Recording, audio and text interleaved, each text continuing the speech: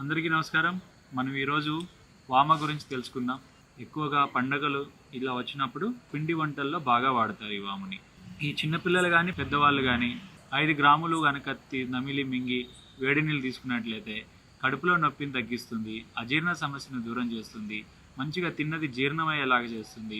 నులుపురుగులు బయటకు పోవడానికి కూడా ఈ యొక్క వాము పౌడర్ 5 గ్రాముల వాము పౌడరు చాలా చక్కగా ఉపయోగపడుతుంది. కడుపుల నొప్పి తగ్గించడమే కాకుండా తిన్నదంతా జీర్ణమయ్యే విధంగా మనకి నొప్పి రాకుండా నులుపురుగులు బయటికి వెళ్ళిపోతాయి.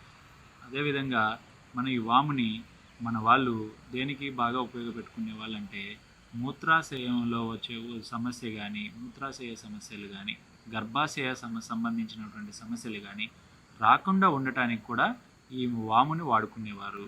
అదేవిధంగా నెలసరిలో స్త్రీలకు వచ్చేటువంటి ముట్టు నొప్పికి కూడా ఈ వాముని వాడుకొని తగ్గించుకునేవాళ్ళు.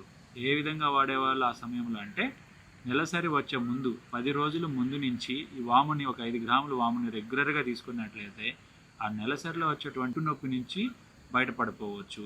అదేవిధంగా కిడ్నీలో రాళ్ళు ఉండి నొప్పి బాధిస్తుంది కదండి, అలాంటి టైంలో ఎమర్జెన్సీ టైంలో ఈ 5 గ్రాముల వాముని తీసుకొని వేడి నీళ్ళు తాగినట్లయితే ఎమర్జెన్సీగా దీన్ని తీసుకున్నట్లయితే నొప్పిని ఇట్లా తగ్గిస్తుంది. ఈ మధ్యకాలంలో దీన్ని కీళ్ళ నొప్పులకు కూడా వాడుతున్నారు.